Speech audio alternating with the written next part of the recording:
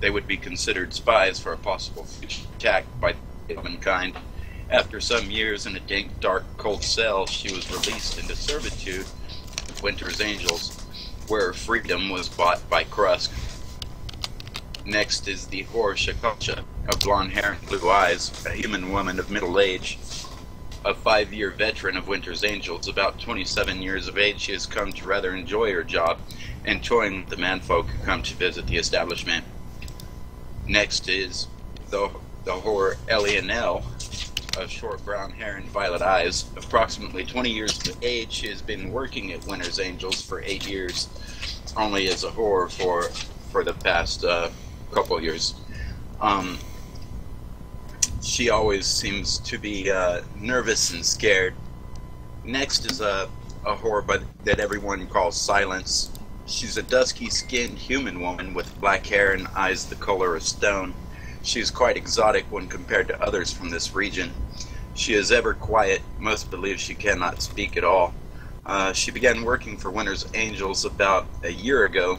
It is rumored in Horndale that she comes from across the Forbidden Sea. Next is Andrea, an older whore, a human woman, for those who like those of more experience, with black hair and pale skin with blue eyes, always wearing a sultry smile as if she knows a secret no one else knows. Andrea has been working at Winter's Angels for 8 years now.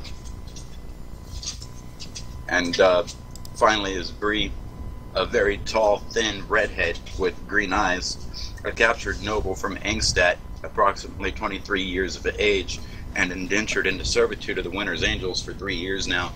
Bree dislikes her work, being an indentured servant.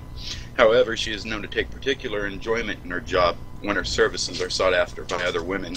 She has been seen to place a cold, hate-filled stare in Jezra's direction whenever Jezra turns her back. And that's the people of your tavern, or your brothel. Alright, welcome back, Krusk and Felamos. Now you guys can continue. I just wanted to read that to Dennis. So I'll pound on the door again. Hey, Zen, you still awake in there?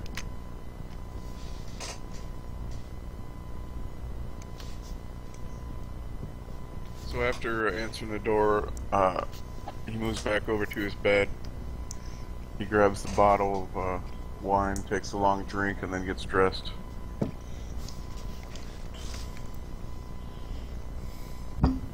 Alright. So you get dressed in short order. And you open the door for old Krusk.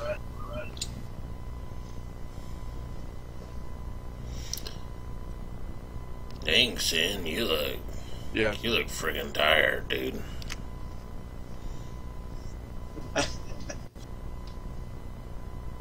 Thank you, my friend.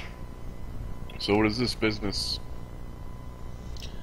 Well, see, one of my kinsmen from my clan, they showed up tonight saying that, some of our women folk got, like kidnapped and stuff by some orcs, so, they're asking, for me to go help, find them.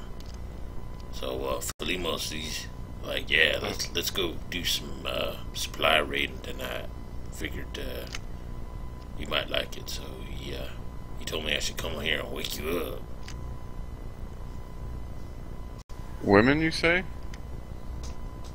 Yeah, some of my clan's women got kidnapped.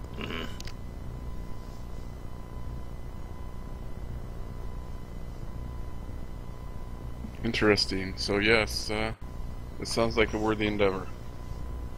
Alright, so let's go raid some supplies. I know it ain't exactly daytime, but, you know, Philimos, he says midnight is like the best time to go raid for supplies. Yeah, it's shortly after midnight now. That would seem to make sense. So he grabs his backpack and his staff, and then heads out of the room. Alright. Yeah, I got the feeling that Alright. tonight's gonna be an awesome night. Can't wait to have some fun. Yeah.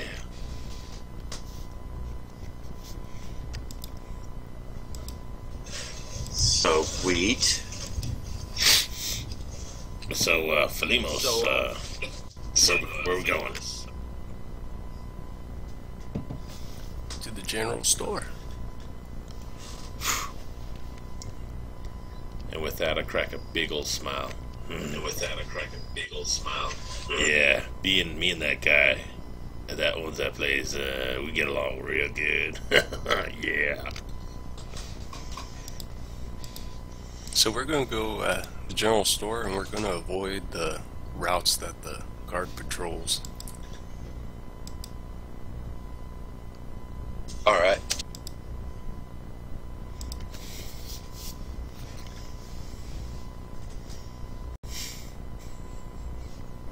So it takes you guys a while to get there. It's close to the center of town. But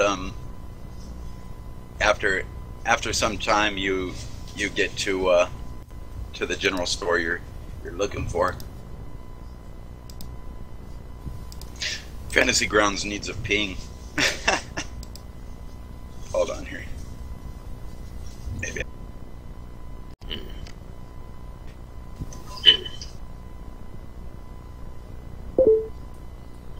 Alright. So it takes you a short time to get to the general store. Is your map loading? No, I got a map up. Yeah, I got mad too. It's this, let's see. Keith, is there any way to center everybody's attention on one portion of the map? I believe if you right click, there's a option for sync client view or lock client view or something like that.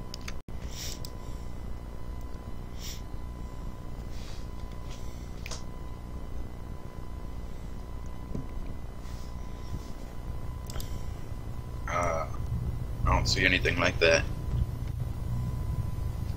Pointers, close window, minimize, resize, layers, drawings, selection modes, and sharing. Yeah, go into sharing.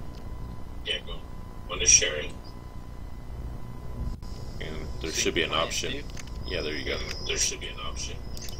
go. Okay. It's this red roofed building here. That's your general store here in Horndale. Some few blocks from Winter's Angels and close to the center of town. You see this large structure over here to the right is the town's fort and also the barracks, so it's kind of hard to steer clear of guards there.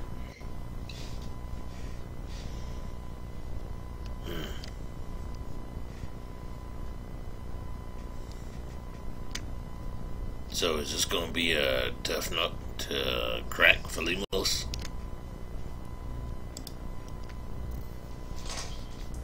We approach on the west side of the building. Yeah, you approach from the west. What kind of entrances are there? There's a front door and a back door.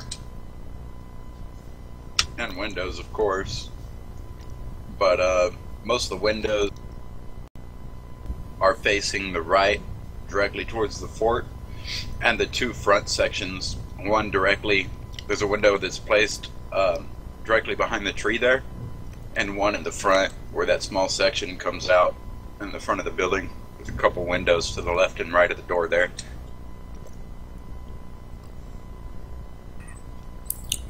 So is there a door on the west side? No, facing the alley, it's there's no windows, no doors. It's kept free of such things to kind of protect it from people like you. Of course. So I think I'll have them wait in the alley as I pick the lock in the front. Right on. All right. Right on. So they're gonna wait in the alley. Let me see. Give me a stealth check because I imagine you're trying to be sneaky about it, followed by, I guess it would be sleight of hand for picking locks. Yeah, it is.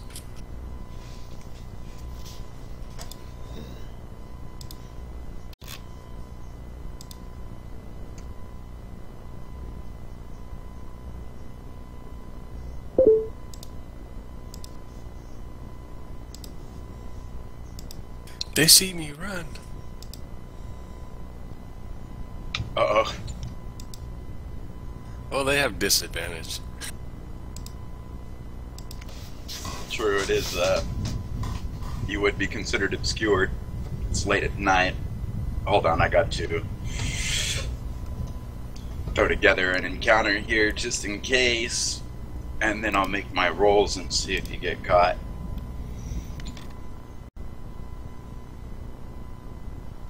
I wasn't planning on you guys trying to rob the general store, so I didn't prepare an encounter for this one. Damn, you didn't know that was gonna happen with someone like Felima's in the party? Wow. Wow. I'm nearly done here.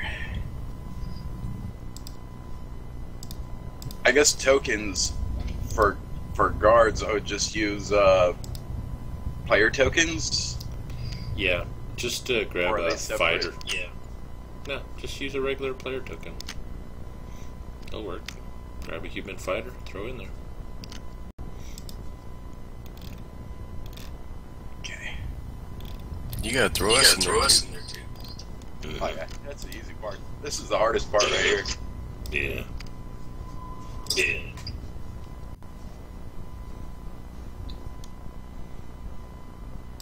There we go. There's that guy. Now let me get some little guards here.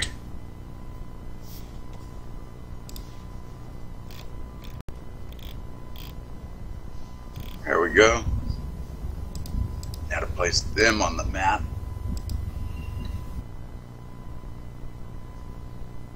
You noticed this barracks wasn't there the last time we were at the store. Yeah, I think they put it up because the trouble it caused.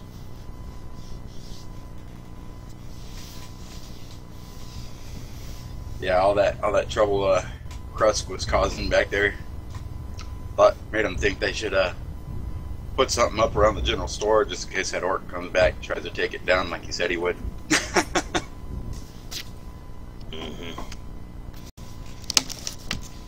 Like I said, me and the owner of that store, we get along real good.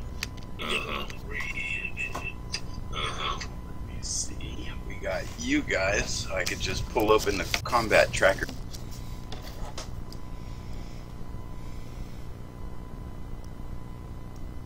That stuff's been doing this today, man. I don't know why. There it goes.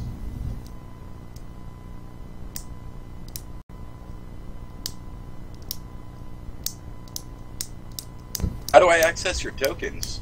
I try to pull you guys from the combat trackers, and it just uses your what do you call it? Portrait? Like the Portrait. yeah. Oh, you know what? It's probably because we were put on the combat tracker before there were tokens. So just erase us from the map, take us off the combat tracker, and put us back on. And it should have our regular tokens on there. Okay.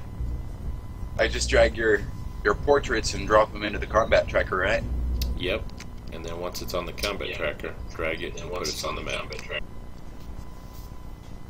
Oh yeah, there it goes. We gonna make you a FG expert. And Krusk here in the alley. We'll put you guys closer to the front. You'd probably be closer to Felamos. So you guys will be up here hiding out in the alley. And then Felamos. We near the front door. There we go. I like your tail, Felamos. Looks cool. Yeah, I slap horse with it.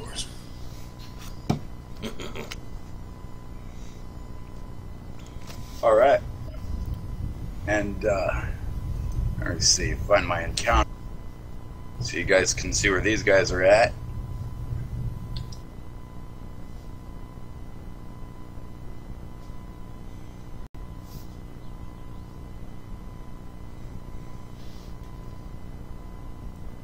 You know, I just got an idea. I know Felimo said to wait here,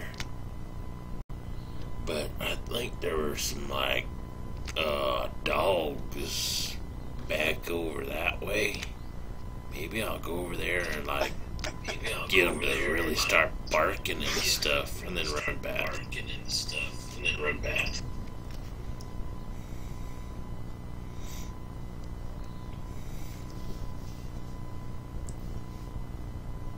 Well, that's cool. We're not in the same line of sight. Tight. It's like real good. Tight. You could hear them It's coming. like real good. You could hear them coming around the corner. You could hear the clanking of their armor, and you know they're coming your direction. And, I'm going to try and get in before they get here. All right. You know that soon they'll be within sight. So go ahead and give me your stealth check or your pick locks check, sleight of hand.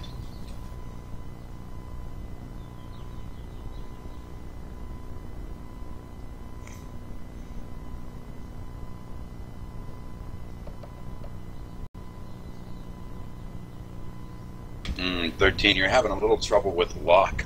You can't seem to catch the get the lockpick to catch, and it keeps sliding over the where you need it to be. So I hear them coming though. yeah, you can hear them coming. I'm gonna have to go into the alley. All right. I'm gonna go, hey, guys, I can't get the door, so we're gonna try the other one. alright, well, I think what I'm gonna do is I'll let you and Sin do this work. I'm gonna go create a diversion in the other part of town, if you know what I mean. Alright. All right.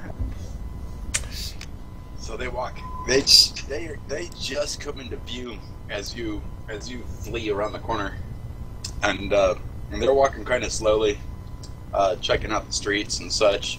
The guards in the back are all holding torches, while the guard captain kind of walks towards the head of the group, and just he's just watching out as well. He's not carrying a torch.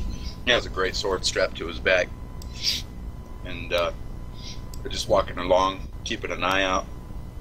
All right, Krusk. There is a house with some dogs nearby. They got a couple dogs out in the back. Looks something like German shepherds, black German shepherds. Alright, I'm gonna rush up to the side of the fence and start smacking it, snarling at them. Rrr! Get them to start barking.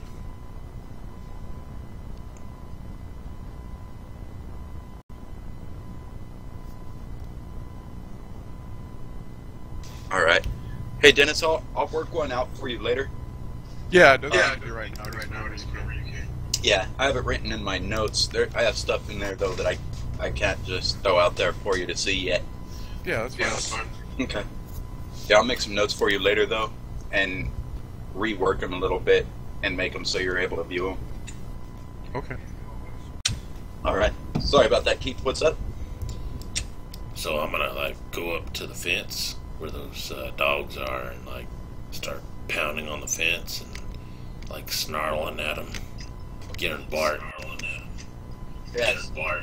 Yeah, they start barking pretty viciously. Their lips peeling back from their teeth, and they're going on. They're just causing a big ruckus. Awesome. And Awesome. the captain of the guard back there, he well, you wouldn't even see. So let me see how this is going to play out. All right. Velamos. Is that the direction you're facing? Or are you facing Sin? Or No, what how do you turn them? I'm not sure if you can. Can you guys Mouse bring wheel. your tokens? Mouse wheel. Oh, cool. Yeah, so your mouse wheel controls, like, I think do you have to left click on the token first and then use the mouse wheel? Or hold down control or something, Keith?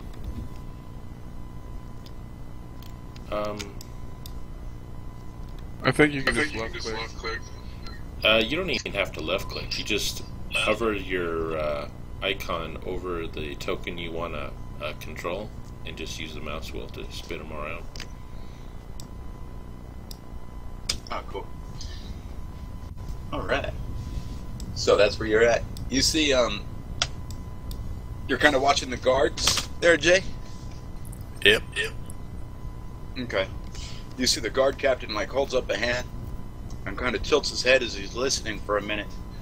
And he points 3 fingers at his guards, and he points towards the alley you guys are hiding in. He holds 2 fingers to the other guards and points at himself and motions around behind the general store, kind of towards where the noises are coming from, kind of separating his men a little bit. Alright.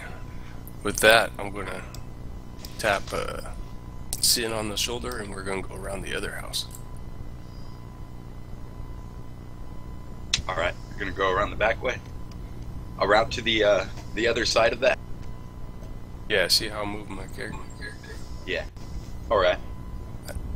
I can't move the map any further. Yeah, there's not much more to the map after that. You guys We're go going to around the other side of the house. Alright.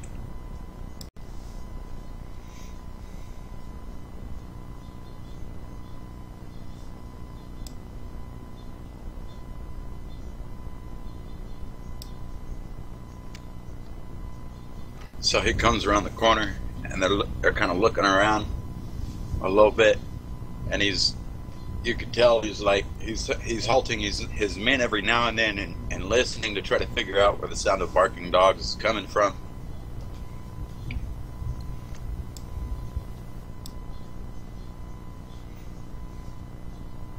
And as soon as those dogs start barking, I'm going to start jetting off, trying to get towards, skirting around the buildings, going towards the other side of the town.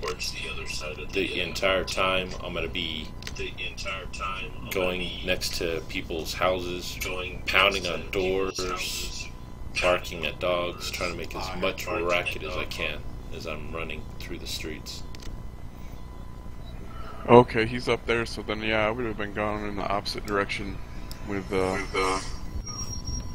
Alright. Delamos. Alright, so yeah, they're basically going, the guards meet back up about this point, and they're basically following the path of sounds they're leaving. People's opening their door and they're screaming outside, "Who's knocking on my door at this hour?" And the guards are you pretty much have them led in that general direction, where they eventually split up into 3 groups, and they go off in different directions, looking for the source of this ruckus.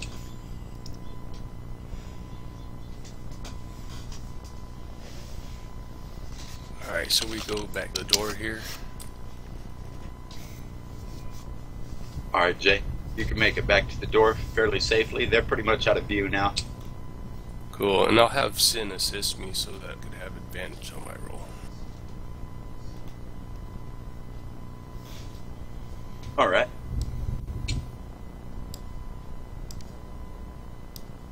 So you're gonna assist them with that, Sin? Okay, there we go.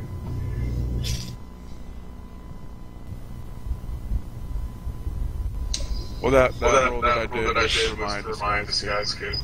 Oh, okay. How are you disguising yourself?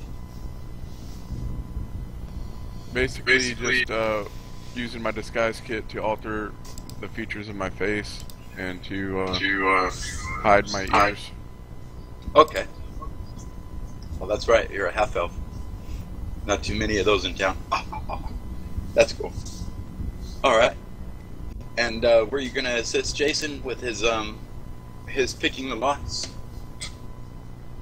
Sure, I can try to. What do I need to make a roll? I think it just gives them advantage. You don't Okay. have to make a roll to aid someone, do you, Keith? I don't believe so. What's that? You don't have to make a roll to aid someone, do you? It just gives the person advantage, right? Yeah, that's I believe how it works. Alright. Yeah. So, go ahead, Jay, and make your second roll. It looks like you did good enough on the first one, though. That has advantage on it. Yeah. Oh, okay, cool. As you slide your pick in there, this time you find the proper angles and everything to slide the locking mechanism open.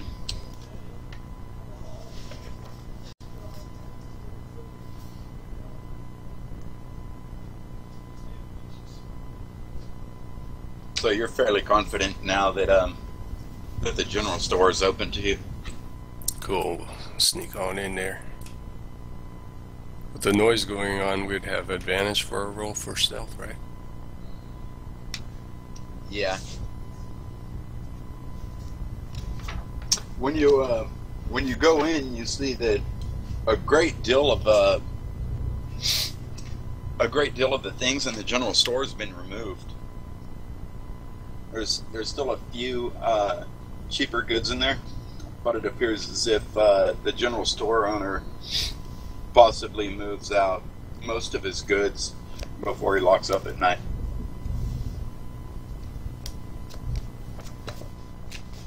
I don't think that would affect us too much because we're just getting blankets and food and stuff like that. Okay. Yeah, you do see that there's still some blankets, some like hide blankets and such that's left on the shelves. Some winter blankets. You see there are still some dry rations there, and other things that would keep, like some cheese wrapped in some kind of like wax paper or something, some like bricks of cheese, and there's lengths of rope that's still left on hooks on the wall. Sweet. We'll lay out a blanket and toss. We'll toss what? You think about 9 blankets in there? Yeah, there's probably about that. You could find a couple tents.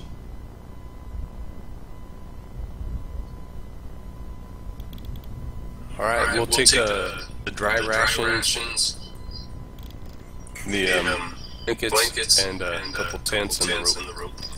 Alright. Anything else you think of, Sin? Do they have boots?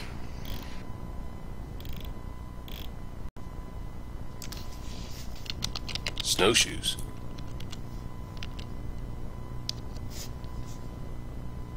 You do find a few pairs of good boots. You could find some that are, oh, let me see.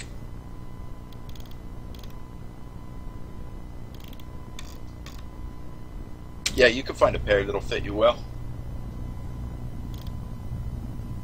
Kind of fur topped at the entrance of the boot, the top of the boot, kind of lined with fur.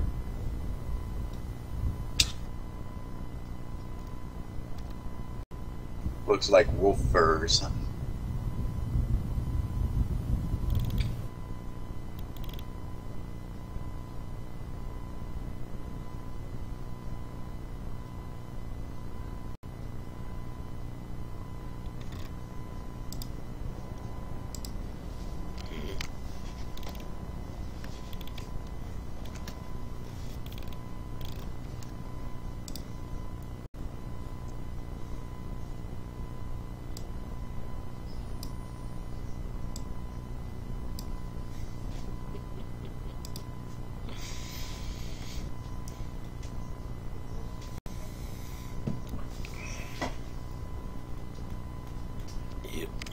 Trying to find information on that. Help another. It says see under action, but I don't even see action on the page it lists.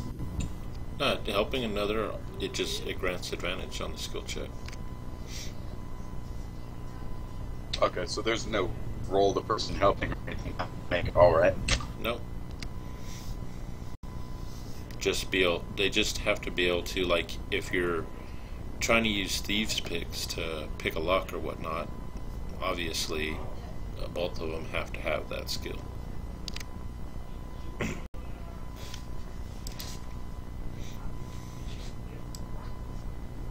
All right. So yeah, you guys find the basic goods that you're looking for, and sometime later, coming from the back door, you can hear voices again, or you could hear the clinking of armor, and you could hear a couple people talking. Well, I don't know what caused all that ruckus, but something was out there. So you saying you want to wait for him to go by? Or you want to just head out the other door?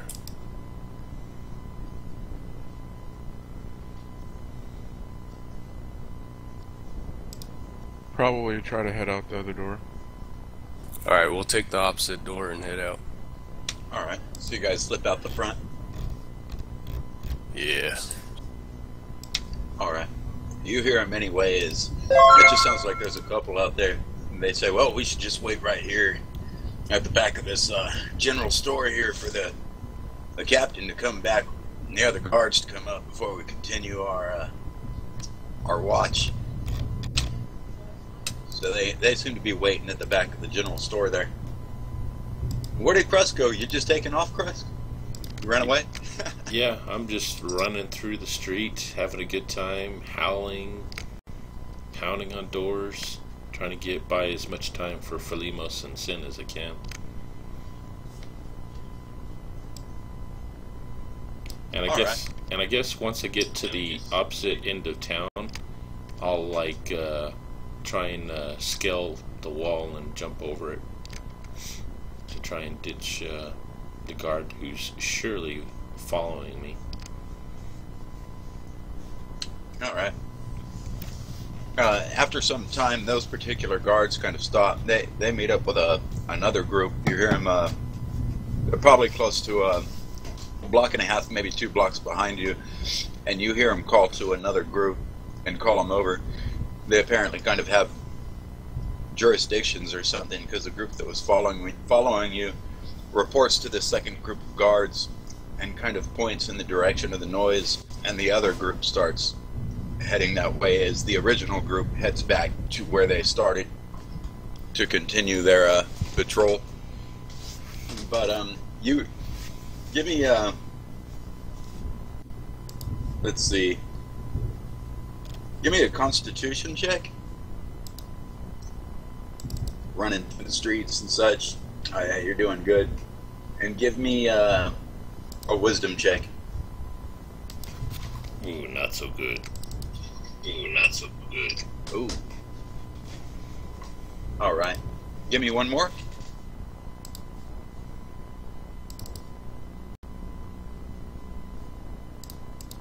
Okay. At one point, you almost run into a group of guards. You manage to kind of duck back into the shadows of an alley as they pass by, and they kind of pick up on the noise too, but they travel back kind of the way you came. One kind of looks past where you are, but hidden in the shadows of the alley, he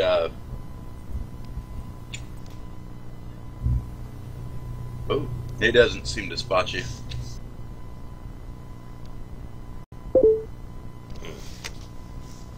Alright, so we'll head off to drop our supplies off at the warehouse. Alright, so you guys get back there about 20 minutes later or so, trying to stay away from the sounds, because you know that's where most of the guards will be looking around, trying to figure out what's going on. You come to a point where you have to cross kind of a broad street, where some of the homes lights are on and people are lingering outside speaking to small groups of guards and such. You guys managed to kind of skirt around them using the alleys and stuff like that,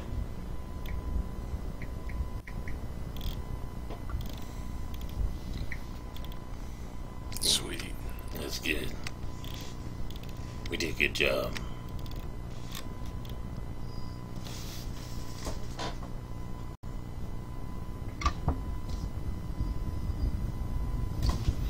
So, So we got our supplies, so I guess we just wait for Krusk to get back to the whorehouse.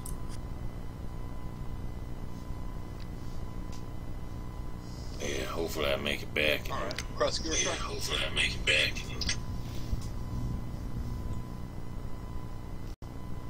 You were going outside of the wall?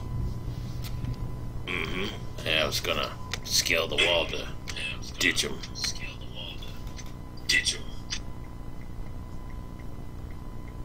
That's cool.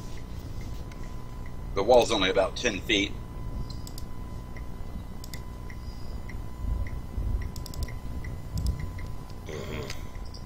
What's all that clicking? Sorry about that. I was returning somebody's message. Uh, Alright. So, you make it over the wall, and, you hear some guards.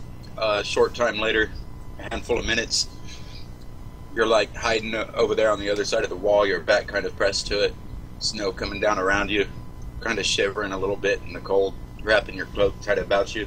Soon you hear some guards kind of near the wall. They're walking by on the other side. You can hear the clinking of their metal armor and the crunching of the snow beneath their feet as they travel past the point where you're hiding. So you're kind of waiting a couple extra minutes for them to go far enough away. And I guess you could kind of, what do you do from there? From there, I'll kind of run back the way I came from, along the wall, about a couple hundred yards, and then I'll hop the wall again. All right. So you run a couple hundred yards down the wall, and then hop the wall. That puts you almost in line with the brothel as you hop the wall and travel through some alleys there, kind of zigzagging around some homes and such. You come out to the wall and see a group of guards about 100 yards to your left. They're going down the road with their backs to you, and they go down another street in that direction. Sin and Felamos, you would have made it back to the brothel by now. Coming into the brothel, it's all quite dark. There's a couple. Well, the door's locked, but Sin has a key for the brothel, so he could let you guys in. Once you enter Winter's Angels, it's all quite dark. There's still a couple candles and such lit.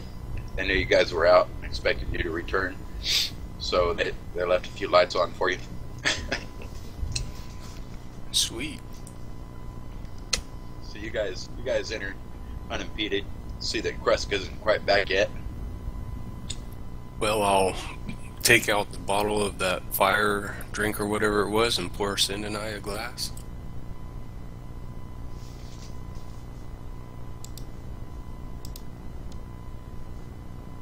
Alright, so you pull out the bottle of the Rhine Fire wine. Well, you pour you guys a good glass of Rhine Fire wine to warm your bones.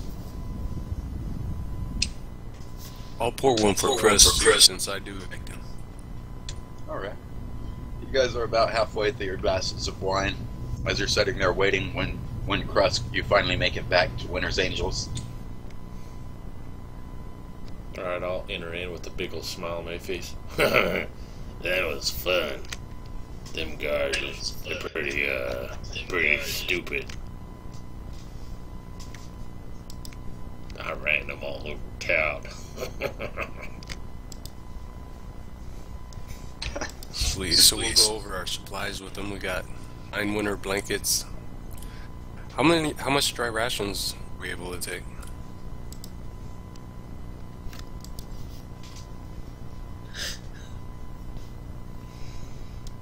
How much of the rations you were able to take? About, let's see, you were carrying backpacks, right? I would say you were able to carry about 2 weeks each. Well, that's not very much for that long of a journey.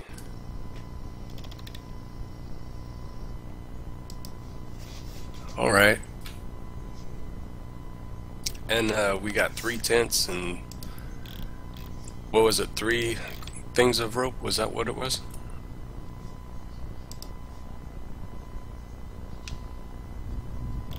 Yeah.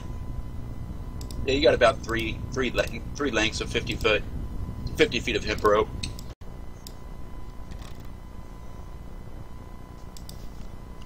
And 1 pair of boots. Oh, I like boots, but that's all right.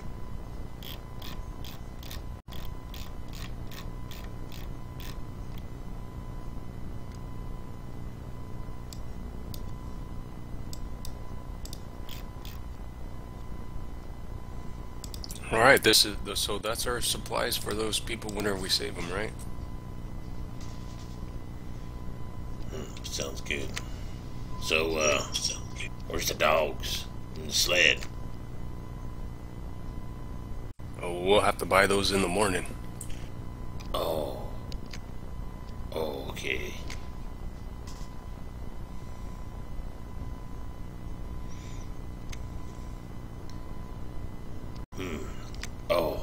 Oh man, you guys are so good.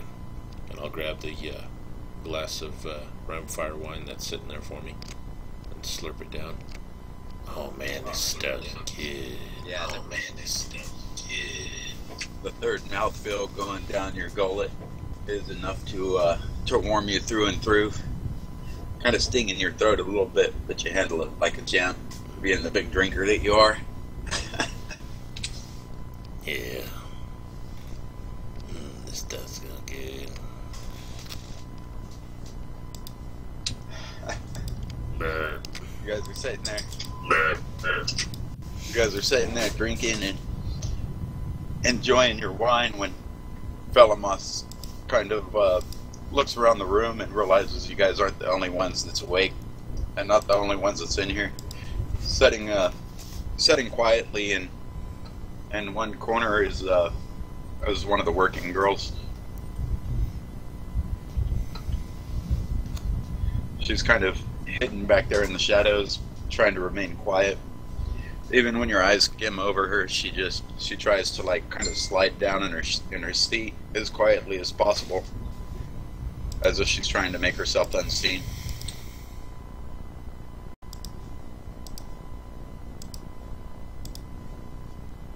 Can't really make out exactly which girl it is, but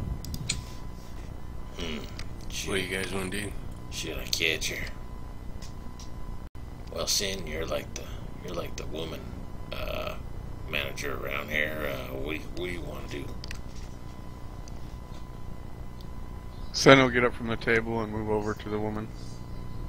Try to see if he can recognize her. yeah, you see it's Ellie and Elle.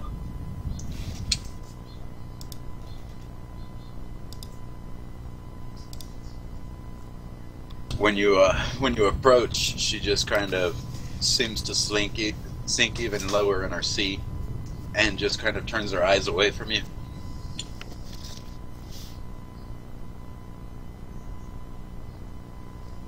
Sen will smile and say, I think we're past childhood games where if you pretend not to see someone that they cannot see you as well. She remains quiet, but you could hear her breath as it becomes more rapid.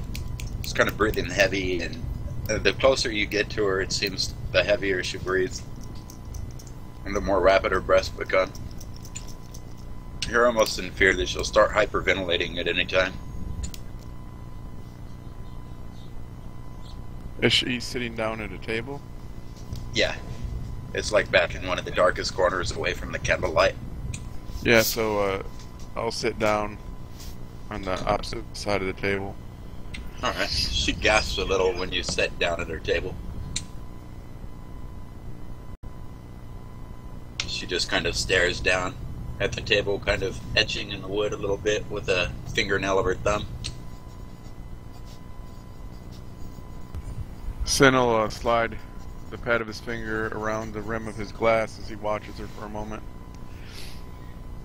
Alright. She meekly looks up at you, and she quietly says, I wish you would all just leave me be. The hour is late. For you to be up, you must be troubled. She says, I am always troubled. Here of late. I'll pour her a glass of wine. And you do not wish to speak of it? She says, no, I do not. I grow tired of speaking of it. She reaches out and thankfully takes the glass of wine from Velamos. Takes a small sip. Her small sip's kind of... The next one turns into a bigger gulp. She just sets the glass down and stares into her wine. So if you do not wish to speak of this thing, or what do you wish to speak of?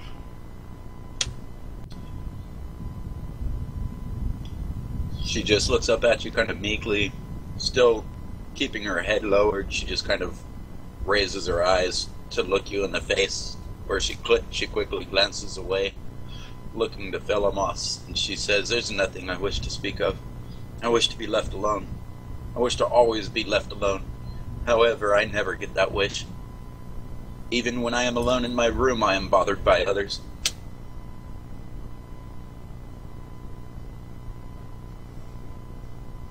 What others?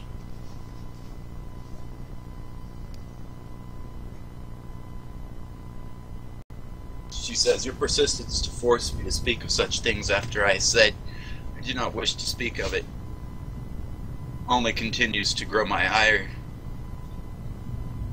She says, have I not said I wish to be alone?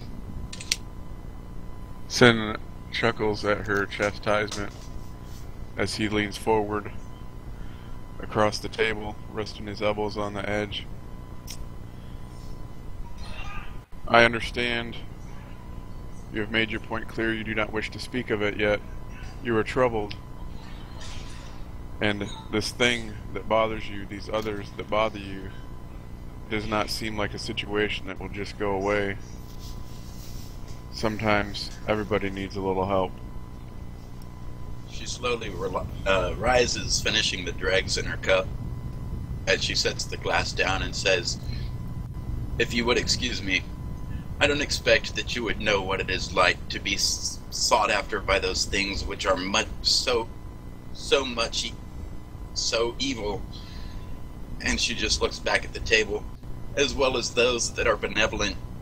And then she glances into your eyes and says, as well as those, at the same time, that are mysterious to me.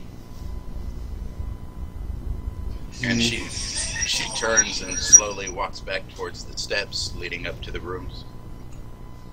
Yeah, he remains silent as she walks away, but once she, downing his drink, when she reaches the bottom of the stairs and begins to ascend, he calls out, you might be surprised. She just glances back to you, and she has a look of curiosity on her face, like she's trying to puzzle out what you may mean. And she just nods, a few quick nods, and begins to go up the stairs. I look to Sin and say, I think she needs some drugs. Damn, that woman, she's all messed up. As she reaches the top, she says, I fear for your soul, Sin. And just turns back around and goes back to her door.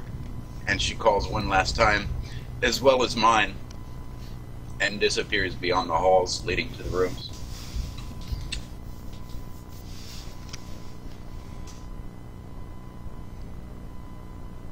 Yeah. She's screwed. Yeah. I tell Sin, you don't have to worry about that. You should join my search for immortality.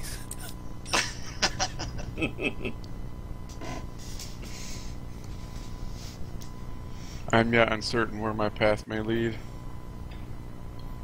but I know it shall be interesting. Nice. And by this time, it's probably around 1 in the morning. Damn. Alright, I'm going to head up to my room, get the rest for the morning. Alright. And I'll head on up and find Leandra's room. Alright. Yeah, you find Leandra's room. You know pretty much where it's at. The door's still open as you go off inside. And I'm sorry, Philomoss, what were you doing? I was going to crash my room. Okay. So you go to your room and you hit the pillow and you're out like a light. And Sin? Do the same, try to get some more rest before the morning. Alright. You are already pretty tired, so you have a little difficulty going to sleep. But when sleep finds you, you're troubled by a dream. Or maybe it's not quite a dream. It seems soon after you finally drift into sleep, you're standing upon a snowy plain when a whirlwind of snow rises around you, and a voice comes from seemingly all directions that says there may be more trouble in bringing her to our favor than I had first thought. Who says it seems that there is more to her than just the favor of Ooluvemay. Or I'm sorry, I think I got the name wrong. Pull out the notes. Ooluvemay or something like that? Yeah, Ooluvemay. The voice says, I believe there is more fighting for her very soul than just the favor of Ooluvemay. Things may prove very difficult with this one. However, I still want her if possible.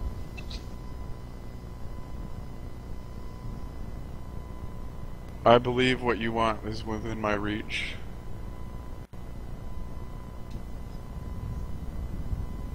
He says, very well. Continue to work upon the path and see if you can win her. Her denial and her strict avoidance of yourself only makes me want her more.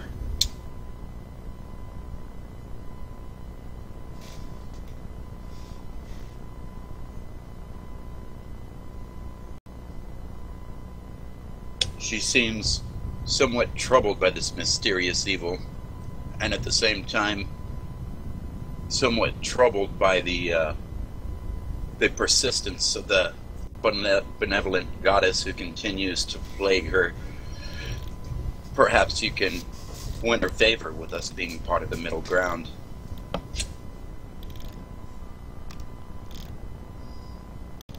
She mentions us as mysterious, a mysterious power, and one she doesn't understand. Yes, curiosity can be a powerful thing.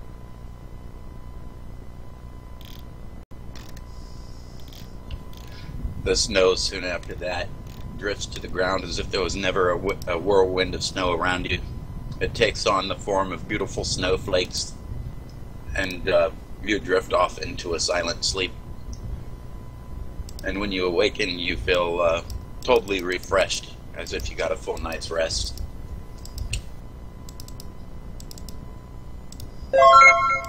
Alright, so you guys awaken in the morning? Hopefully. Yeah. Yeah. Alright. Hopefully, I have Unless to you know something we don't know, because that sounded a little suspicious.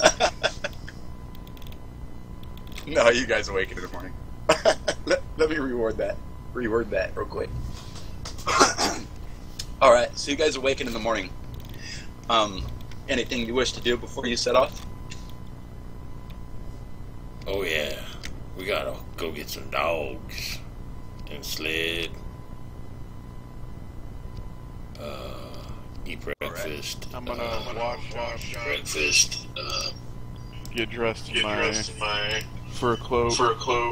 But all the new supplies I'm not gonna have for right now until we're ready to leave. Alright. Alright. Sounds good. Krusk, you're actually greeted with a kiss on the forehead from Leandra's, who merely says, I do thank you for my freedom, before she walks from the room. You're welcome. Glad to see you free and enjoying it. Free. enjoying it. All right. So what are you doing after you awaken, Philomas? Guess we're going to gather, aren't we? Yeah, so eventually you guys will gather downstairs to a good-sized breakfast. Some of the girls have heard that you were heading out somewhere the next day. Krusk is down there. He may have notified him. Looks like he's been up early. Hair still kind of disheveled. He greets Krusk with a nod when Krusk comes downstairs. Says, I hope you slept well. Oh yeah, I did. How about you? He says, I slept better than I have in a long time. It took me a while to find you, as I said. I've traveled to as many towns and villages as I could before I found myself this way. In fact, this was my last hope. Yeah, it was kind of my last hope too. Go to I the found bar. her.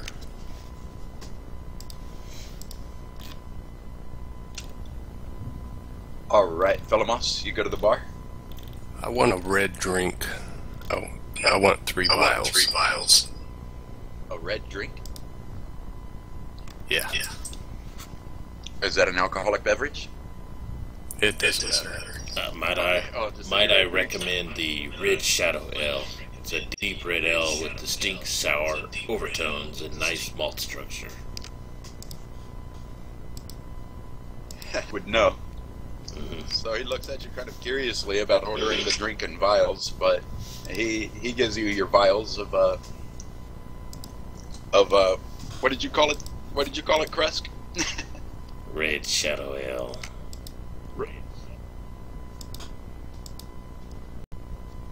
Red Shadow? Yep, Red Shadow Ale. Alright, I'm going to, on my party, we should head back to the general store to get the supplies that we have to buy. The sled and the dogs. Sounds Alright. good. Sounds good. You know of a man who possesses a kennel here in Horndale, Sin. So you could lead them where they could purchase some dogs for their sleds.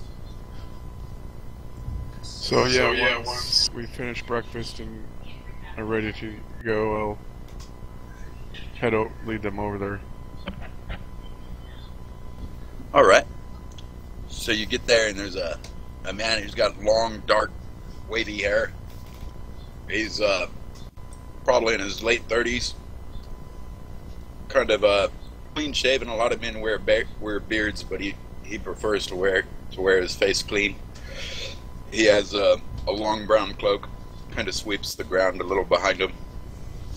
Dresses in mostly brown leathers, and he greets you when you come up to the kennels.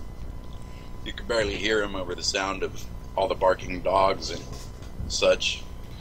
He yells out, "Good day to you! An early start for you, I see." He says, "You must be Krusk. I've heard of you." Yeah.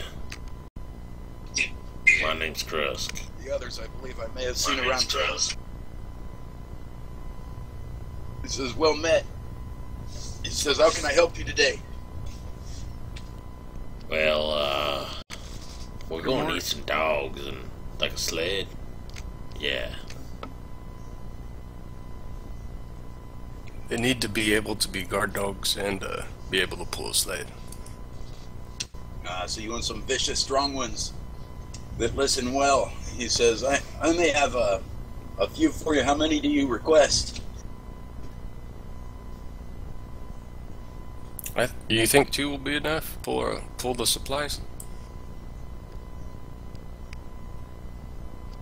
I don't know. I'm asking my party. I want to step away to use the restroom. We'll be right back. See, 2 of I them. would think 2 would be sufficient. However, if we had a couple extra we could have too to just run along with the sled and then switch them out to give them rest. That sounds smart. I like the idea. You're gonna have to haggle then, because they're 25 gold each and he only gave us 100 gold. And the sled's 20 gold. And the harness is 5 gold. I think I got an idea. If your guys' haggling don't work out, I should say.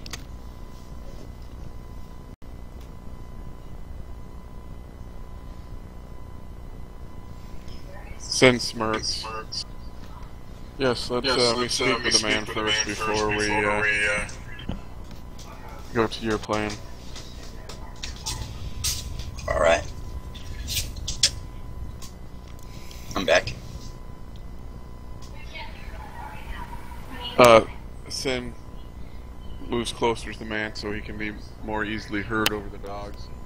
Alright. Yeah, so I'm thinking that 4 dogs and a sled would suit our purposes. 4 dogs in a sled. My finest bread. He says it'll be about 120 gold.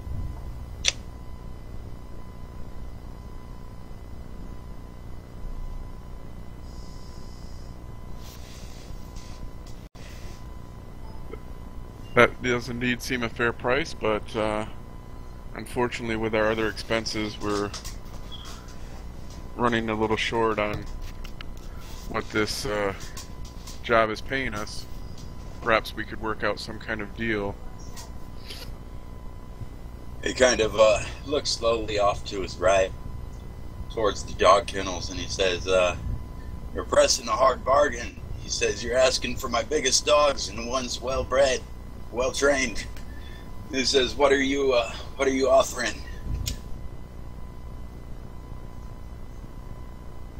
Well, let me explain to you my thoughts, and perhaps we can come to an agreement on it.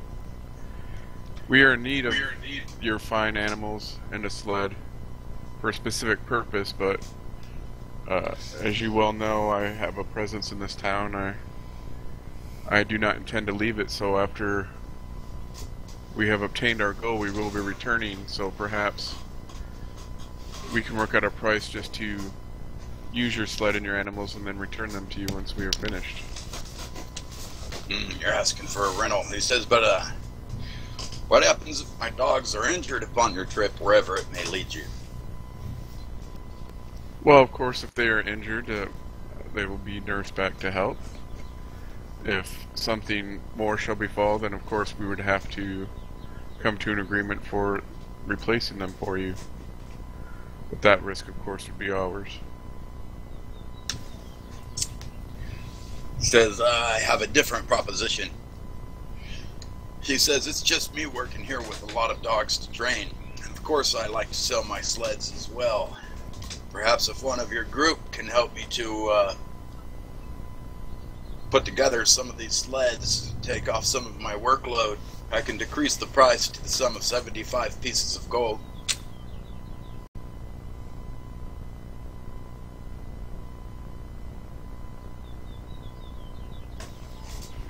That is indeed an interesting offer. Perhaps I could sweeten the deal. I'm sure you know my position in this town. Although it be lowly, it does afford me a bit of influence, a lot of contact within those of the town. Perhaps if you could lower your price to 50 gold, as well as providing you assistance in getting your products prepared, I can speak often of your great prices and the quality of your dogs and products to those that I come in contact with. He seems to contemplate it for a minute. He says, well, Sin, I know you're a busy man yourself with work to do. What of your allies? I'm pretty fond of the idea of extra help here.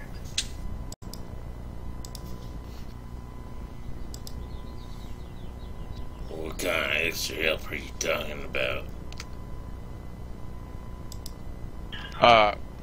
Sin will look over to Fulamos, then back to the man.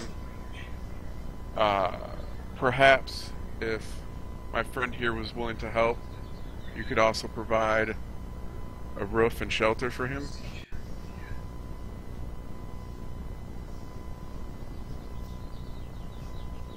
When the need be. He reaches up with his right hand kind of clasping his chin as if considering it, and looks back to his home, and which is next to the kennels, and he said, "It's a little loud here, and my place a little small, but I think we can work this out."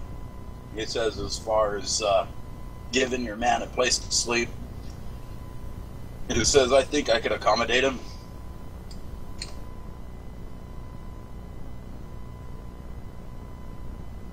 So 75 gold, and he helps me build sheds, or sleds. And I'll give him a place to stay and a table to eat at, and food to boot. If this is acceptable, then you can have the dogs and the sled for 7. He says, "I'll give it to you for 70.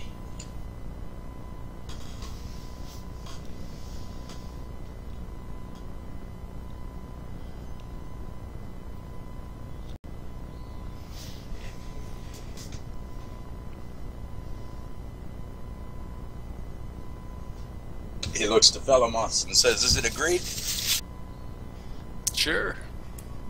He nods his head and says, "Very well then." He extends a hand to shake Sin's.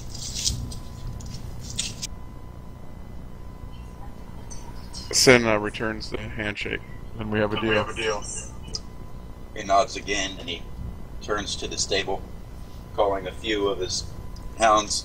Some of the biggest one, the biggest ones he selects, 4 of them, and he pulls them out, kind of attaches a small, kind of a short length of rope to their collars and ties them off outside of the cage, and goes to retrieve the sled, where he hooks the dogs up to the sled, gets everything prepared for you.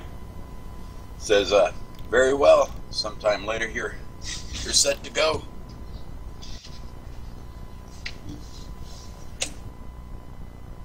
Alright, we'll put our supplies on the sled. Alright. Do any of you have healing? Because I don't. Healing? What's that? I have mundane healing with medicine and herbs and stuff like that, but not magical. I was thinking to swap these 3 vials out with 3 potions of healing if we go to the general store.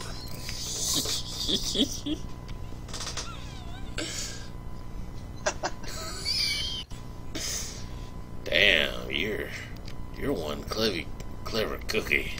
I like the way you think.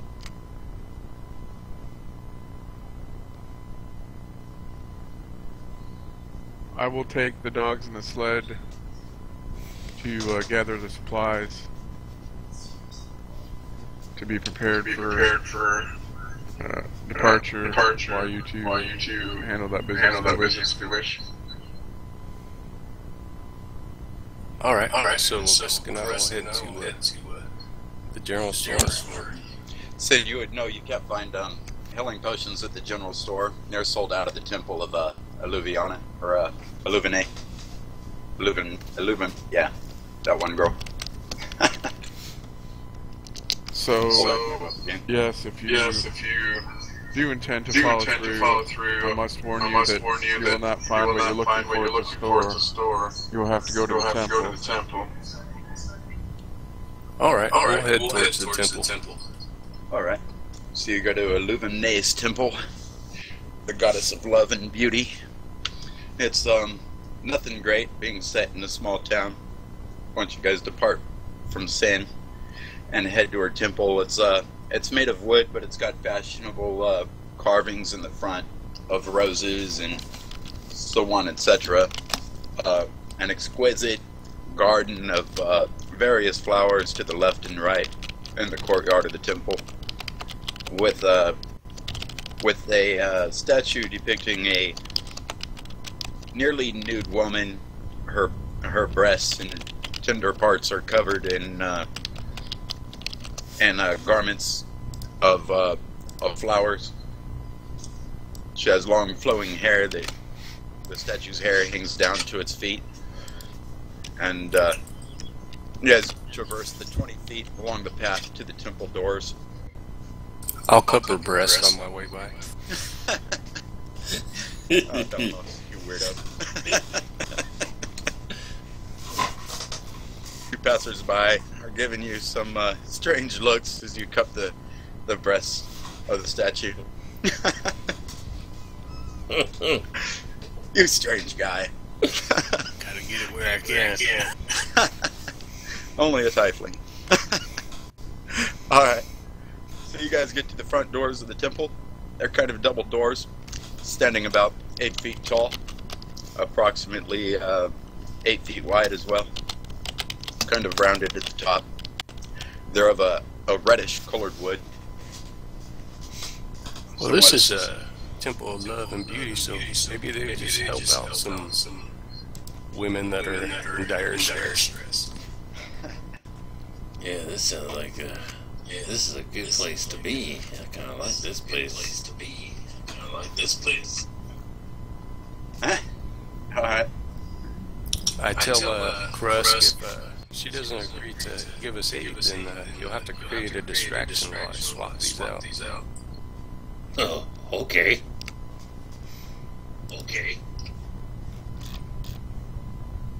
So we'll go in and approach the vendor for potions. Alright.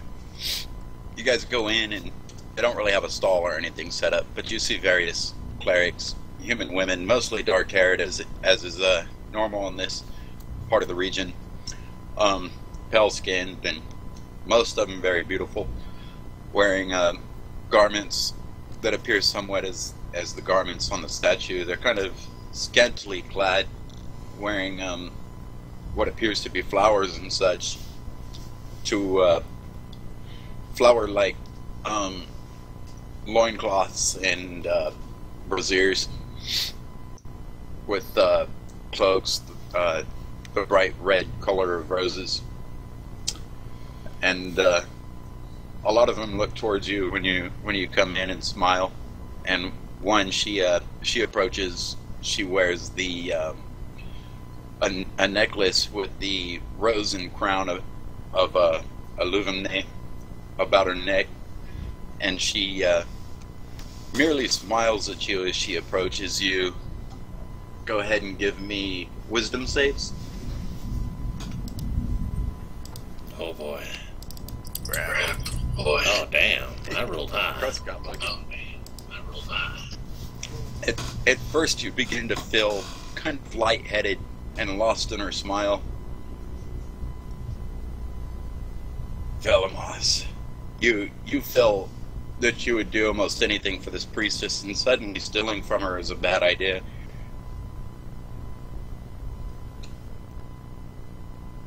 Well, then I have no choice but to ask.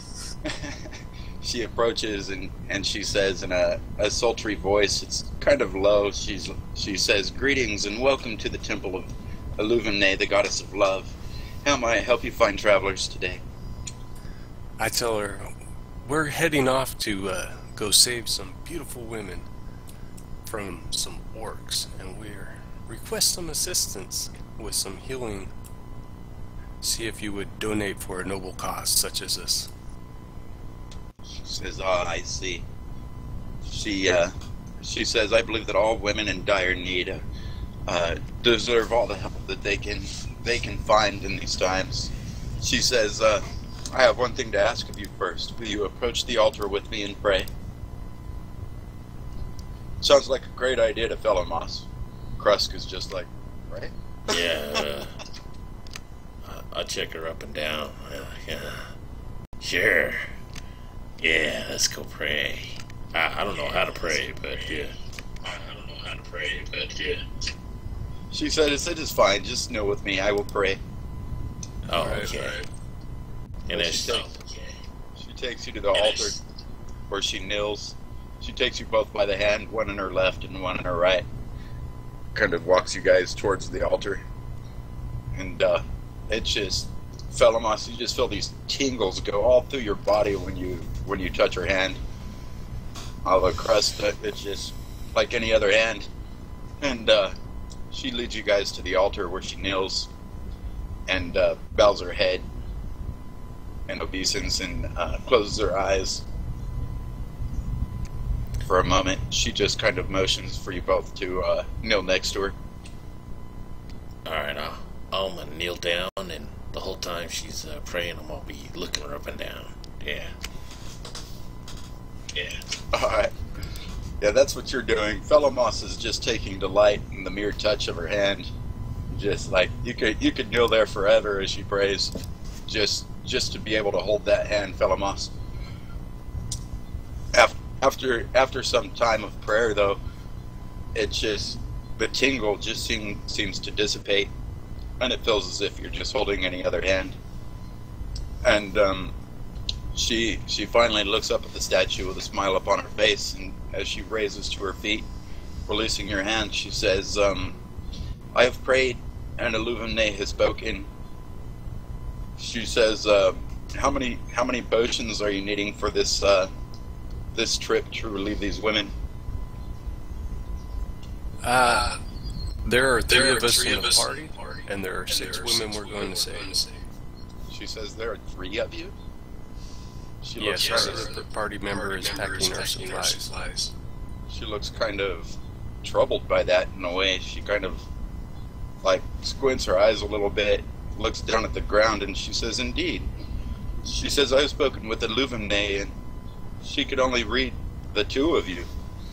She says the other seems... She says, "Never mind." She says, 3 potions. I can allow you 3 potions. I'll go with her. Alright. She travels to a back room, opens a door back there, and she goes inside where there's various books. Looks like extra Bibles of Ooluvemay.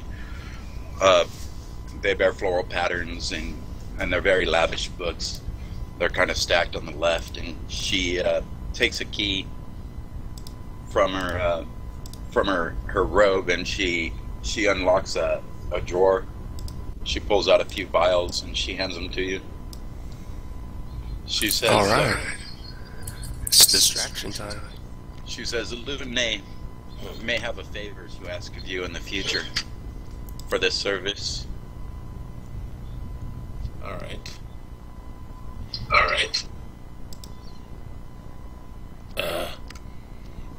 Excuse me, priestess, and I'm gonna go over to the stack of the Bibles and pick up a couple and open up my back. Open up my backpack and stuff a couple in there. I hope you don't mind. I'm gonna take a couple of these. And she says, "Of course not. That's what the Bibles of Ooluvemay are for. To aid us in spreading the word of our goddess." Excellent. I wanna... Yeah, she starts going on preaching some of the hymns and such of the word of Ooluvemay to Krusk, as her back slightly turned to you. Alright, the drawer's still slightly open. You only see a couple more potions in there. You're able to grab 2 more.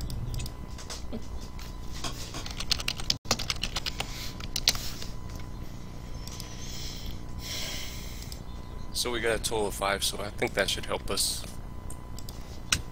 Yeah, it should be pretty good. So, priestess, I kind of like this place a lot, and I kind of like that holy symbol you got. You got an extra one I can have or buy? She kind of raises an eyebrow and she says, "Are you a follower of Ooluvemay?" I like it here.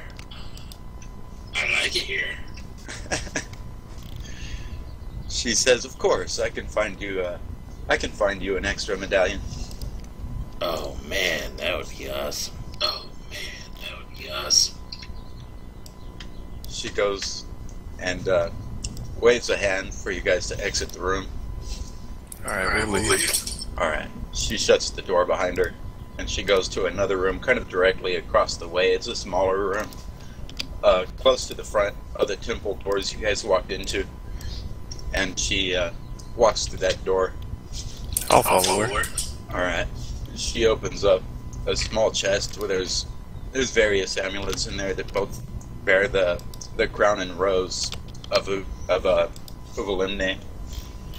And she hands you one for Krusk.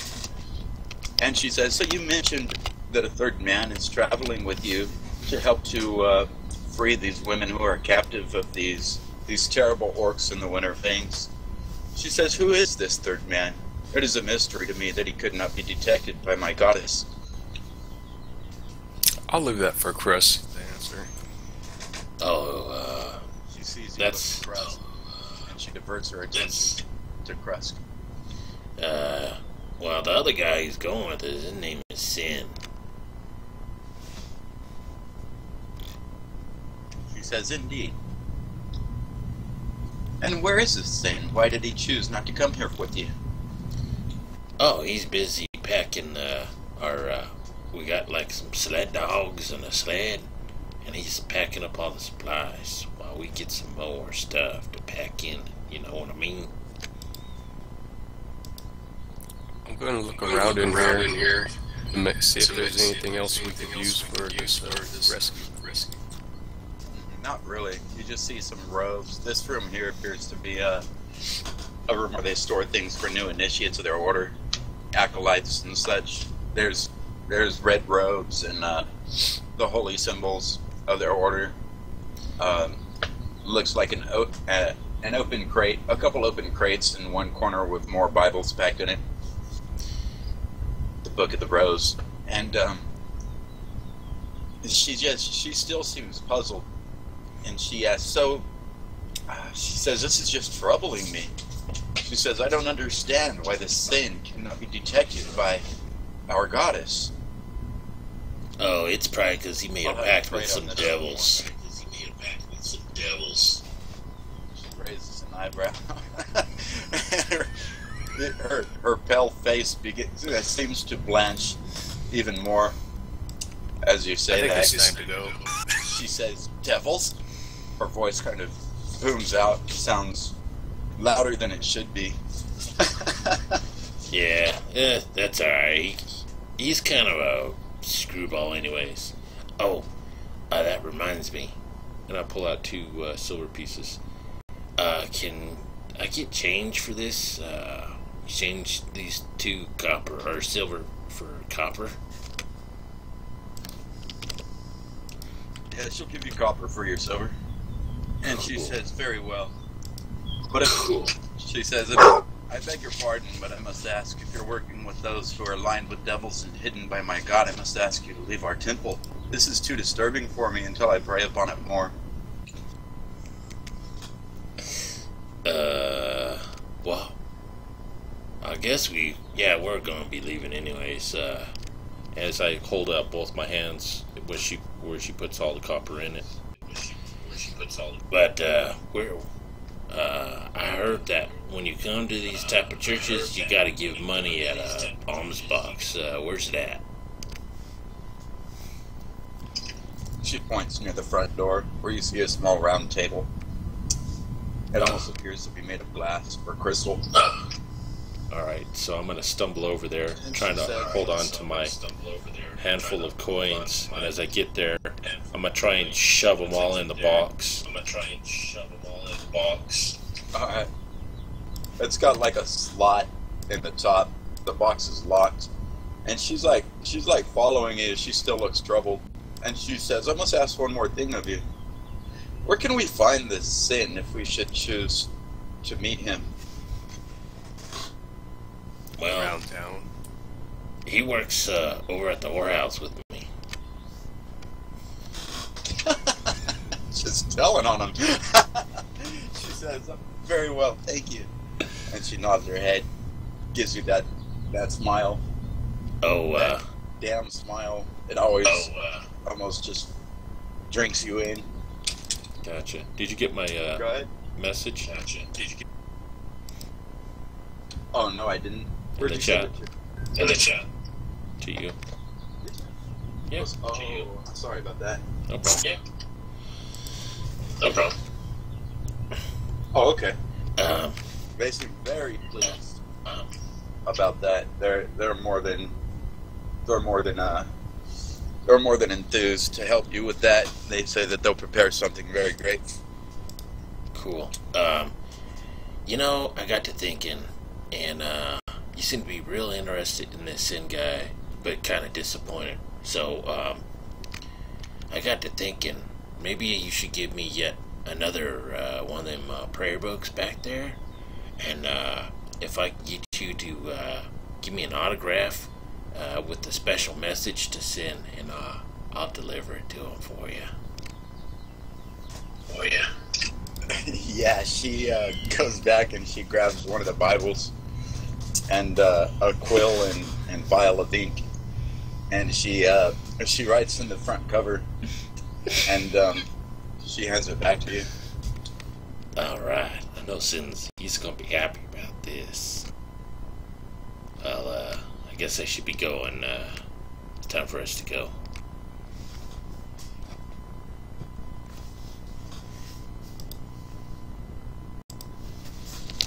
Alright, so we'll head back to the warehouse where he's packing our supplies, right?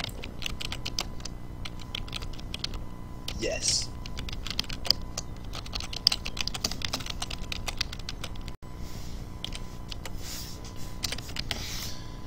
He says be right back. Well, I guess we'll wait a few minutes. All right. I'm gonna take a bio break real quick. Alright.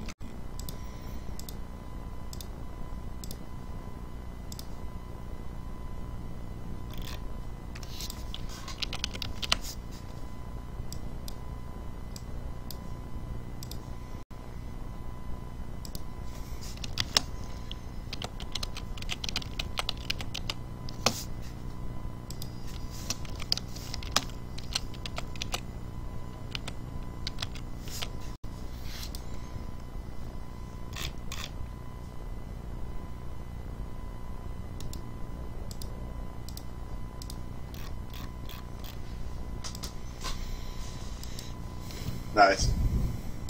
Mm-hmm.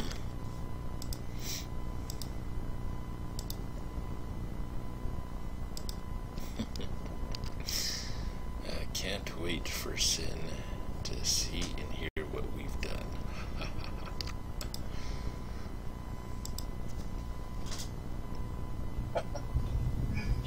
Is Dennis is still away?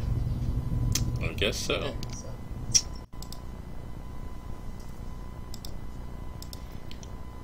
Let's go. I wrote out my inscription in the Bible real quick.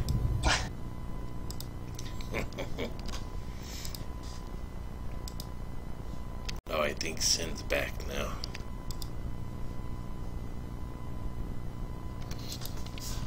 I think I did that wrong. Did you guys see that? Did that come up? I see it.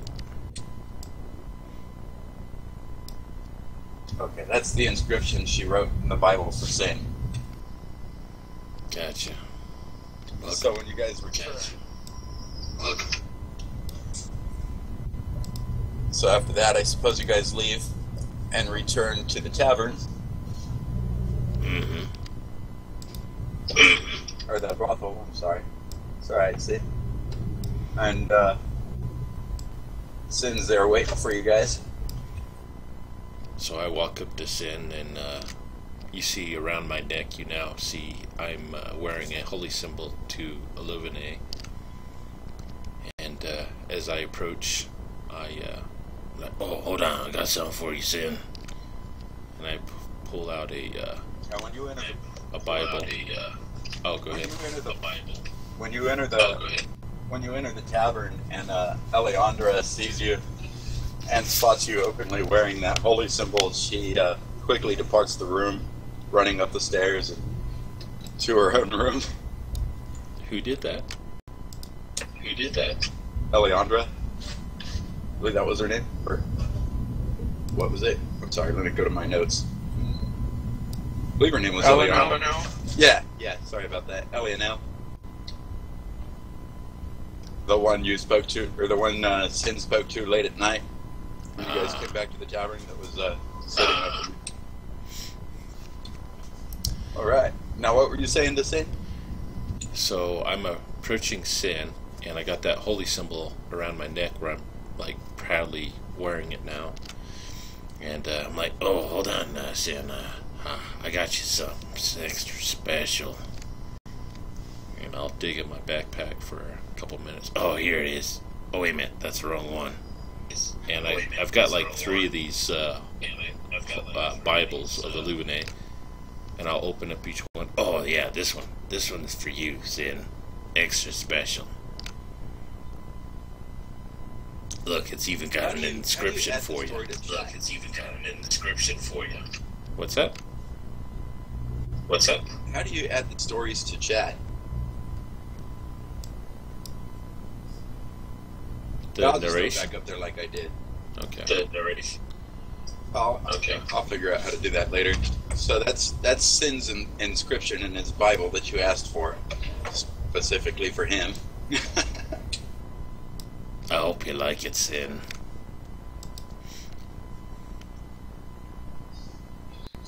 I raise an eyebrow as I reach out for the Bible, looking it over. It's definitely the book of the Rose. It's a Bible of Ooluvemay.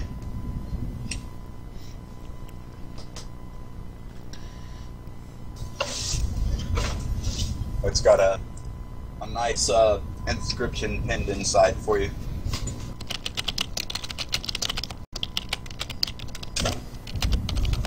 Hopefully you can see it there up on the window. Yeah. Okay. I slowly read it over, my brow furrowing slightly as I look back to Krusk. And this was given to you to give to me?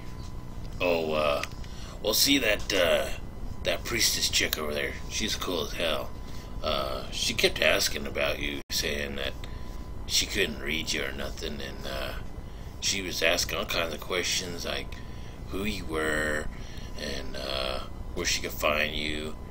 So I got to thinking, I'm like, oh, damn, I should grab a prayer book for Sin. So I asked her to autograph it. And there you go.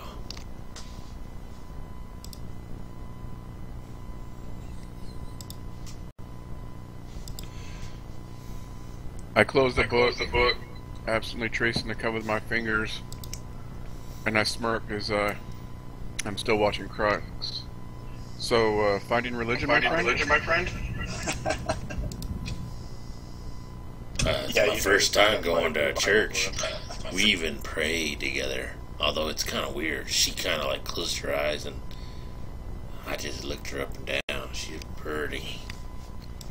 She's pretty. You hear the wind pick up outside as the shutters begin to rattle. A little snow making it through the shuttered windows, blowing into the room from all directions.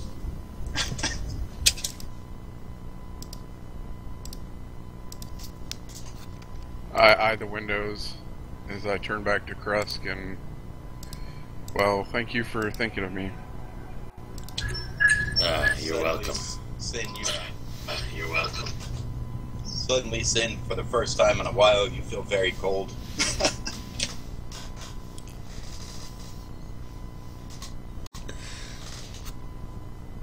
I think that book might be cursed. Yeah, something like that. Who feels cold? Are Me we ready to or head Sin? out? Sin. Oh. Yeah, Sin will shiver a bit with a cold as he goes to leave the book in his room, not wanting to carry it with him. Alright. Yeah, Ellen yelled. She's seen that symbol about Krust's neck and she just bailed to her room so fast. It's crazy. Excellent. I'm gonna give everybody an inspiration point. There's been some pretty good role playing going on today. Cool. Cool. Jason and Krust still had one. Alright. Cool. Here we go.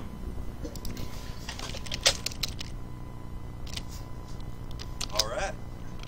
So anything else you guys want to do? It's probably nearing about 9 now. 9 a.m. I think we're ready to head out. Yeah, I think we should go. Go get your uncle. Yeah, I think we should go. Hey, Krusk. Alright. You coming? Hey, Krusk. You coming? Yeah, Krusk, he's ready. He says, let me just run upstairs to grab my backpack. I'll be down quick as can be. And he flies up the stairs. Throws the door open where he was staying and flies back down with his backpack in his arms. And he's like, alright, let's head out. We gotta get you to where this path is so you can go save these girls. Yeah, I like saving women. Yeah. And, Alright. before I head out, I want to, go and, say goodbye to Lavia Leandra before we head out. Leandra? Yeah. Alright. She gives you the first smile you've seen come from her as she greets you and kind of bows her head a little. Still, her demeanor still seems a little indifferent, like she's still a little uncomfortable around you, but she seems to be warming up a little bit. Yeah, I just want to, say, I'll be gone for a while, so, make sure you take care of yourself. If you run into any trouble, just let, the bartender know, and I'll, come, break whoever's neck who, gives you any trouble. She smiles and she tells you, be safe upon your journey, wherever it takes you, she says, and fret not, Dorn has always watched over us. He's a capable warrior. Nice. Oh, and, I got you something. And I'm, reaching in my backpack and, pull out one of those Bibles. She says, oh, the Book of Ooluvemay. She says, indeed, it's been a while since I've seen one. I haven't found the time to visit their temple. She says, I remember from my childhood my mother used to practice her penance. She says, perhaps I'll begin to read it. She sets it over on the desk, All on right. a writing desk. Cool. I'll see you later. She nods her head and says, "Be safe, Krusk." Thanks, you too. She just kind of nods, sits down at her desk, and cracks the book. And I'll head on downstairs. Alright, guys, I'm ready. Alright. Alright, guys, I'm ready. Alright. Still wearing your rose and crown, holy symbol of Ooluvemay? Uh-huh. Alright. And ever thorn in sin's side. What a jerk. Alright. So, you guys head out. The guards kind of greet you at the gate, knowing most of you even Krusk by now.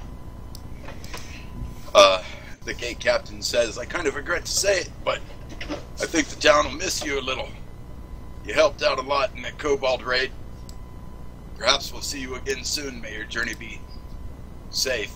Godspeed." Yeah, I can't wait to come back and go streaking through the city at midnight again and howling with the dogs. And with that, I'll walk off. Alright. They kind of puzzle over that for a minute. They weren't working last night. They might not have heard too much about it yet. So, you guys journey out into the snow. Did you ever get your snowshoes, Jason?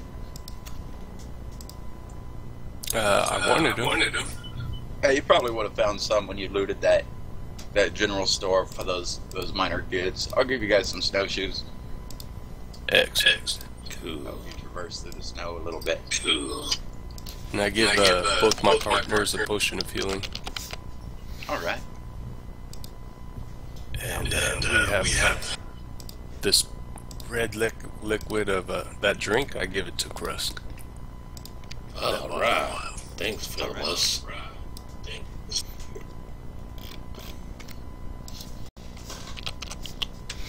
Excellent. So, you guys traveled through the first day. You guys keeping the same watch order? Sure. Delamos on first, Krusk on second, and San on third? Yeah, that's I have a dog on each watch too. Oh, okay, cool. So you guys are traveling through the snow. Dogs are prancing along beside you, dragging the sled, making good time. Chose some good dogs for you. They seem to be handling their burden really well right now. And you guys are just pushing on, and not a lot happens the first day. You set your camp, and your watches go well. A pack of wolves are heard in the distance at one point, but you never see nothing close to the camp.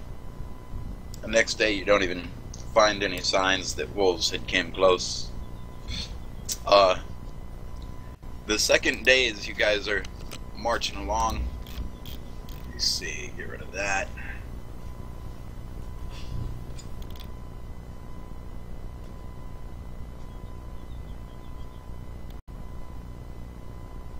Next day, as you guys are marching along,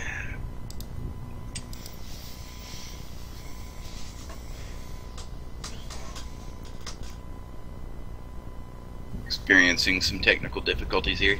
There it is.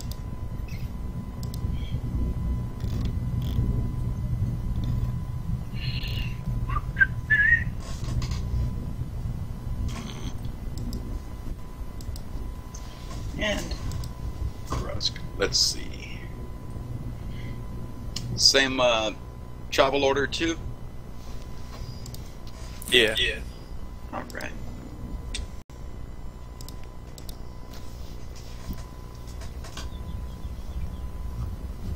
Alright. Well, you guys, I'm gonna have to kind of, have to squeeze you guys all into one spot of the map here. There's not a way to fit you in your exact party order. Oh, damn. But you guys are walking. You guys are walking along through the forest, and you could hear, at first, what sounds like a whole bunch of high-pitched shattering up ahead through some trees. You can see some boulders, some leafless trees, some other trees covered with snow up ahead, and you think you can make out what might be a campfire up there. Alright. Let's go get warm, bros. Yeah, there is. I haven't thrown it up yet.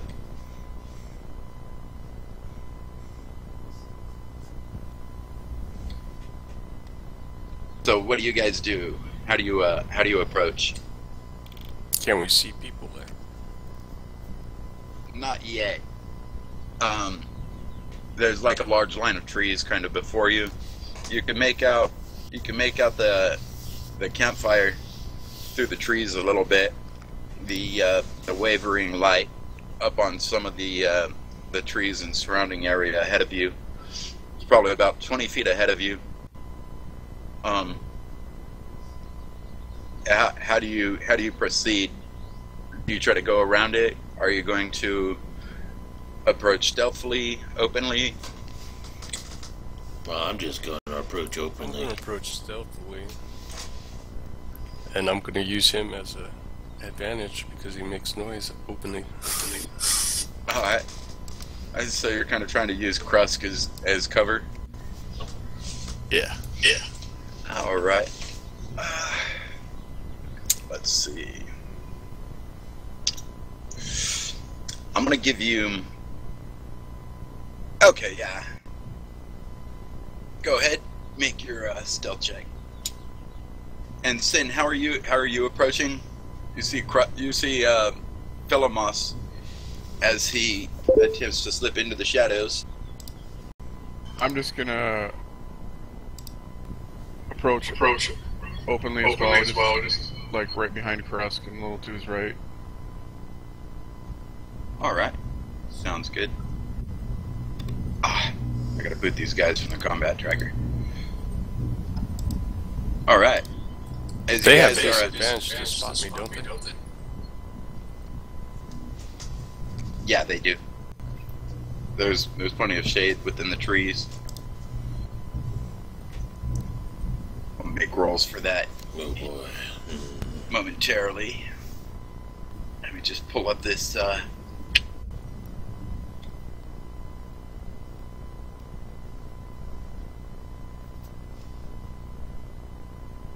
I did that wrong. Oh. Still kind of practicing with the maps, guys.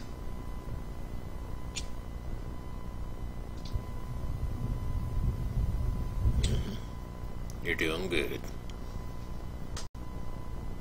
There we go.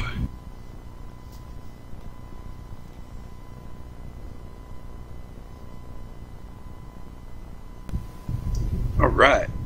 Oh, I still gotta show the map, huh? Yeah, I was gonna say. There we go. It should be coming up for you anytime now. Yep. Oh boy. Excellent. So you see a group of those little dog-headed creatures with fang-filled maws and white scales spread about through what appears to be a camp they're setting up in this area. You count about 6 of them spread out around as they're chittering among each other in their draconic tongue. Let's see, did anybody speak Draconic? I do. Okay. They're not really talking about anything important at all. They're just arguing with each other about who's going to hunt for food. And another one's kind of complaining off over there to the far left to that other one about they've been out here for a while and they still haven't found anything to plunder. They're growing bored, and he thinks that he should that the group should head off in a different direction to look for some people to pillage.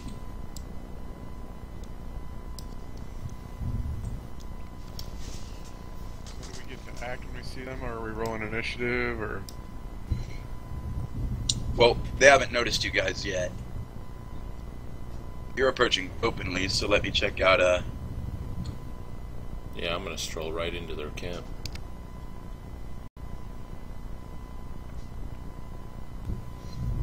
Alright. Yeah, Jason, you're hidden. They haven't spotted you with their passive perception. They're not expecting trouble right now, so they're not, like, keeping watch or anything like that, really. Stupid kobolds. Krusk and Sin, you guys both just stroll right into the camp? Well, as soon as I see them, I would stop and do a spell. Okay. What spell will you prepare? Slumber Frost, which is basically sleep. Okay. Yeah, I'm gonna stroll right into the middle of their camp. Be like, damn, it's cold out here. It's cold out here. So one of the kobolds turns and he starts to go for his dagger, and he starts looking at you kind of funny. And he hesitates a little bit and drawing his dagger, but he does wrap his hand around its hilt, and he starts saying something to you in his own language. Sounds like a bunch of growls, hisses, and snarls to you. I'm just going to ignore it and snarl back, going over to the campfire, and I'm gonna put out my hands as if I'm warming them. Alright. Let me see.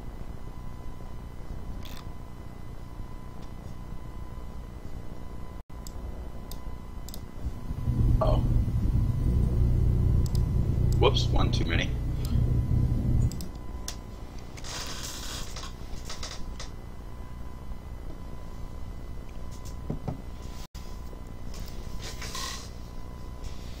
God.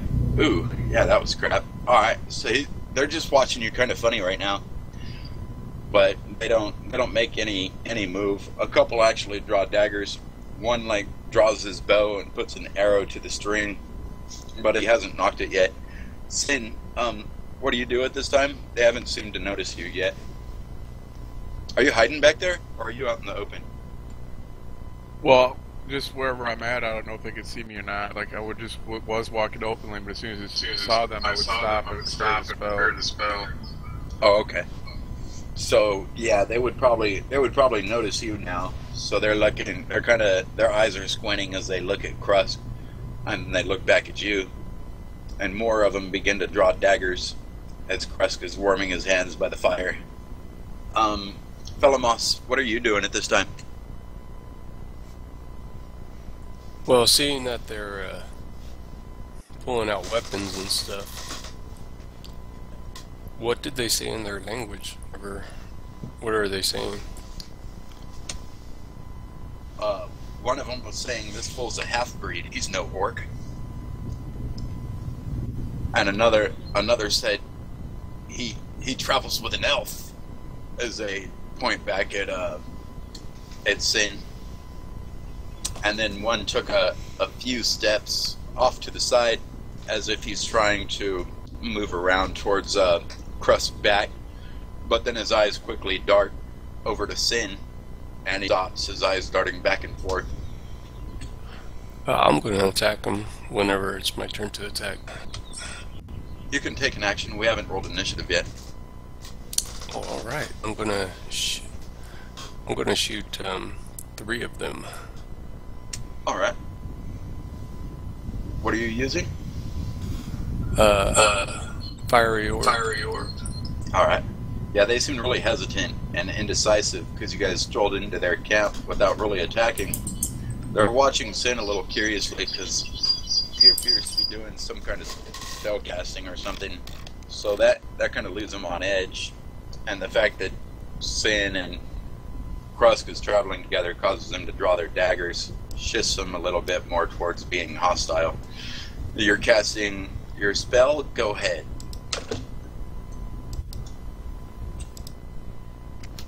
I get up the combat tracker. Oh, I do have it up. Yeah, I'm trying to target the other ones, but It's not allowing you to target? Just the one. Well, one. That's odd. Any ideas on that, Keith? Which other ones are you trying to target?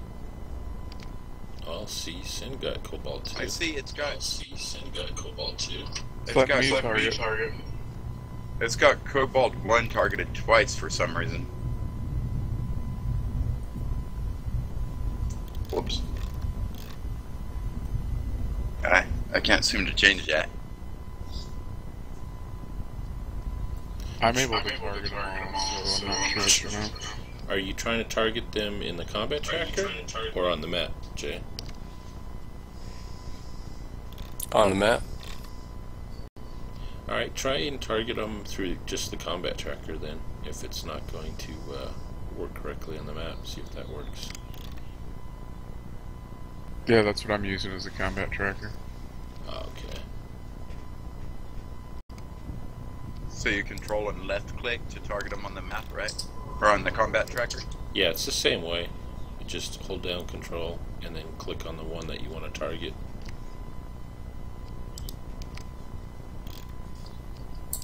Yeah, I'm able to target via the map, so I don't know what's up. I got it. Okay, cool.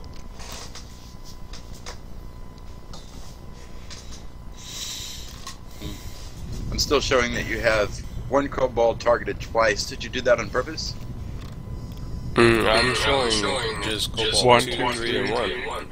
Oh, okay. I think I was reading it wrong. Yeah.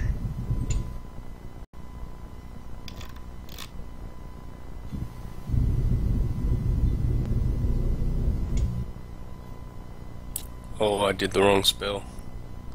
Ooh. How do I fix that, Keith? Just go to those Cobalts to where you put the damage on and just erase it. Reset their hit points.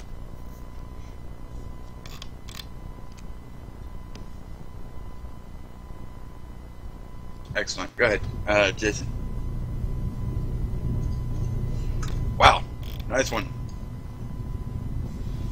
Want to describe your spell as you take out 3 kobolds? 3 flaming dragon skulls streak forth and hit 3 of them in the chest, bursting them into flames. Alright, with a yelp followed by a scream, they wave their arms in the air as they twist and turn, falling down to the snow and burning. Their bodies catching fire, adding warmth to the cold. Now it looks like we're on... Oh, that was kind of a surprise spell, right? Yes. So can I do mine now as well? Yes, you can. So basically, as I see the fire streak out, I lower my hand, releasing the spell.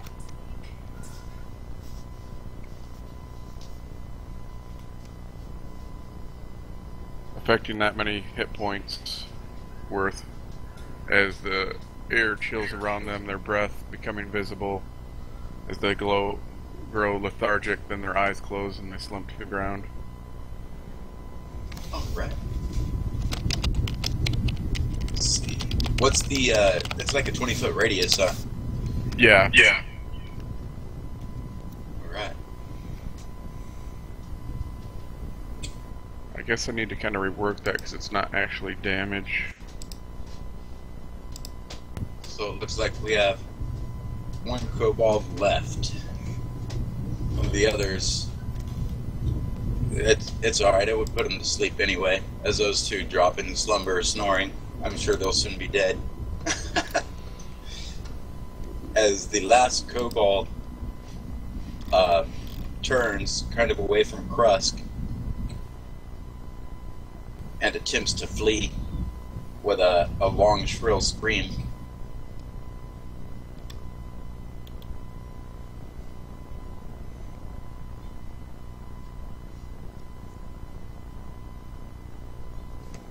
Running off into the forest, that would be